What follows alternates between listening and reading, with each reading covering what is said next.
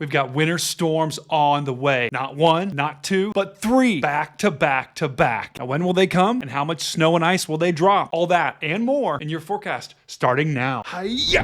Like I told you in the last video, this map is really starting to fill up here. We've got a huge swath of winter storm warnings and winter weather advisories out in the west, and another pretty big swath of winter weather advisories in the heart of the country, with some more in Ohio and Pennsylvania. And there even is a small section of ice storm warnings in West Virginia and western Pennsylvania. And we've also got some red flag warnings out here in New Mexico, where we've got some pretty dangerous fire conditions over the next couple of days. Now, these winter weather advisories and ice storm warnings here is a part of our first winter storm that will drop a pretty big swath of freezing rain and even some snow in the northeast. Let's time out that storm right now. So the first winter storm is actually going to be the leftovers of this system that's currently dropping a lot of snow out west. Watch as it comes off the Rockies and then moves out into the plains. You'll notice a pretty weak area of freezing rain with some snow develops in the Midwest. And then as we go throughout the overnight hours on Wednesday night into Thursday, that system stays very unorganized, but look at all that freezing rain here in Ohio and Pennsylvania and West Virginia, where we've got some ice storm warnings in place. So Wednesday night into Thursday morning, we likely will have a significant freezing rain event unfold for places in the mid-Atlantic. But then watch as we go throughout the day on Thursday, that system continues sliding to the east. Gonna pause it here around Thursday midday. You'll see in upstate New York, Vermont, New Hampshire, even into Maine, the snow is starting, and we still have freezing rain ongoing in Pennsylvania and New Jersey. So some of those freezing rain totals will have plenty of time to accumulate here into the day on Thursday. Then as we go into Thursday evening, that storm system moves off the coast, and by the time we hit Friday, should be completely gone from the United States. One thing to note with this storm system, even though it will drop some pretty significant freezing rain in spots, the good news is as this storm inches to the east,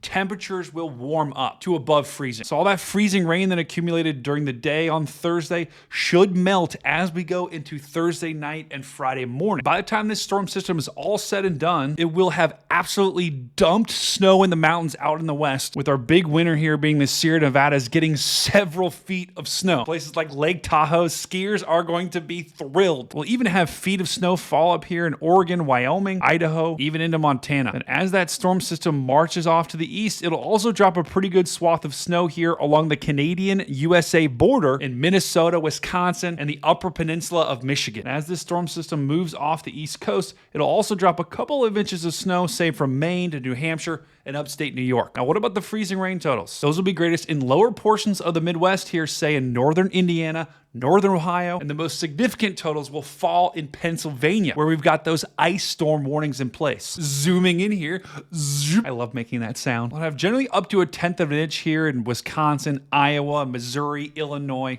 So not much in the way of freezing rain there. But the further east you go here in northern Indiana, northern Ohio, you could have 1/10 to 2/10 of an inch of ice, which could cause significant travel problems. That is enough to knock down tree branches. That is enough to possibly knock out power. But once again, the silver lining for these areas is the temperatures will warm up significantly the day after this storm moves through. But going into Pennsylvania and West Virginia, this is where we have our ice storm warning, where up to 3/10 of an inch of an ice or more could fall. Now, luckily, Pittsburgh is not in the ice storm warning, but just off to the east of Pittsburgh is where we're expecting the greatest ice to accumulate. 3/10 to 4/10 of an inch of ice, that is a big deal. That will almost certainly knock out power if there's any wind. Stop what you're doing right now. Pick up your mouse in your hand just like this, throw it in the air, grab it again, hit the subscribe button, and mash the like button, and leave a comment below. Look, someone's leaving a comment. This video is so cool. Wow. Back to you, Stormcat. So that was storm number uno, and that storm was no bueno. And when will storm number two be a problem? Well, starting on Friday, you'll notice another storm system affecting California, absolutely dumping snow out there in the Sierra Nevadas. That is storm number two, and it pretty much takes the same track as storm number one, drops snow in a lot of the same regions. So once again, the northwest corner of the country is going to get absolutely dumped on. Maybe like a dump truck of snow just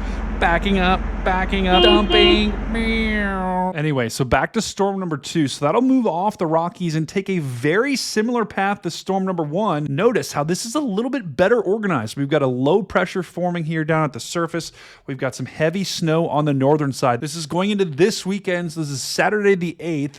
A pretty good swath of snow here. And notice once again, some freezing rain in the same spots as storm number one. Then going into Saturday night into Sunday, once again, Pennsylvania and Ohio get hammered with freezing rain, with Michigan in all snow. Going into Sunday morning, that system slides off the East Coast and bringing with it some pretty heavy snow, actually, to the same areas that got it in the Northeast from storm number 1. By the time we hit Monday morning, that storm should be out of here. And look at that. That is storm number 3. And with this storm, we are talking about days of wintry precipitation. Notice there isn't really a strong low pressure at the surface here, but if you look at the upper level pattern, you have the jet stream just sitting over the same areas for days now. All that red and white and orange that will continually just pump system after system over a lot of the same areas. Going into Tuesday and even into Wednesday, notice how that jet stream reforms and doesn't really move off the East Coast until you hit about Thursday into Friday. Looking at the surface now, notice how Monday going into Tuesday, you have one area of wintry precipitation, and then you have another area that reforms behind it and moves over the same areas. And that storm system doesn't move on out until Wednesday. You've got another storm system that forms down here in the south. So what should we take from this overall weather pattern? Well, we're pretty confident about storm number 1. That's going to happen. That will drop some freezing rain.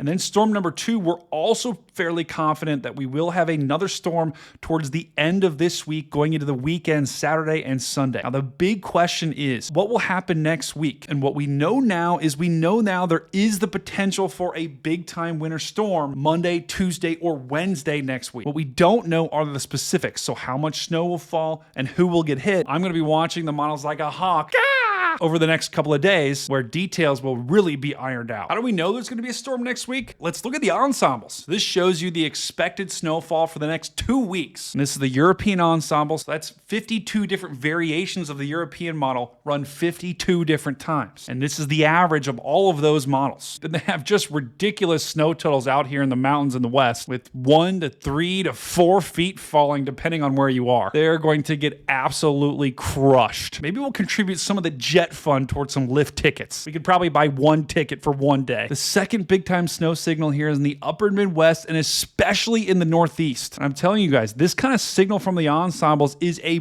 big time snow signal. Keep in mind, this total does factor in our first 2 storm systems, but it also factors in the second week of February, which these models are saying will drop a lot of snow. Looking at the GFS ensemble, it shows a very similar story. Big time snow for the West and big time snow for the Northeast. Just to give you an idea about the amount of snow that the European ensemble is showing, it's about 1 to 2 feet. Places like Boston, New York City, Buffalo, Philadelphia, all of you guys are poised to see some very good snow the next 2 weeks. As a reminder, this is not one storm, but this is the total snow over the next 2 weeks. I wanted to show you this just to give you an idea of how active the pattern will be and how the opportunity is there. So snow lovers in the Northeast, you've been waiting so long. This could finally be your time. Let's go. Now, interestingly enough, we do have a marginal risk for severe weather on Wednesday for southern Kentucky and northern Tennessee. And we even do have a 2% risk here for tornadoes. That includes cities like Nashville and Bowling Green. Guys, for the most part, the threat is pretty low. I would not expect a widespread outbreak from the setup that we have tomorrow. Non-zero chance though, so heads up. Then on Thursday, we could get some rumbles of thunder here in the mid-Atlantic and Tennessee valleys, but for the most part, these should be pretty standard run-of-the-mill thunderstorms. Now let's talk temperatures. Just like the last video, we have very cold air going to work its way in the west. As these low pressures cut through the heart of the country here, you'll have